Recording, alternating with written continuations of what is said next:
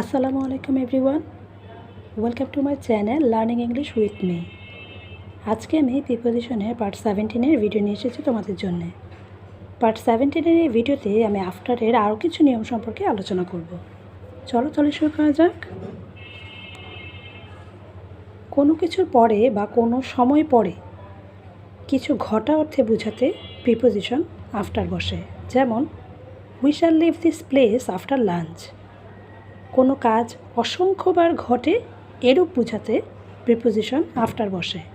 যেমন I have told you time after time not to do that. কোনো ব্যক্তির পিছনে বা তাকে অনুসরণ করা বোঝাতে সেই ক্ষেত্রে প্রিপোজিশন আফটার বসে। যেমন shut the door after you. কোনো ব্যক্তি অথবা বস্তুর পরবর্তীকে সংখ্যা বা গুরুত্বের দিক থেকে বোঝাতে আফটার বসে। যেমন Rini is the tallest after Rimi. কোনো কিছুর বিপরীতে কোনো কিছু ঘটা এমন বোঝাতে প্রিপোজিশন আফটার বসে। যেমন the house is pleasantly cool after the extreme heat outside. কেউ চেষ্টা করছে বের করতে বা ধরতে এরূপ বোঝাতে প্রিপোজিশন আফটার বসে। যেমন the police are after him. That's all for today.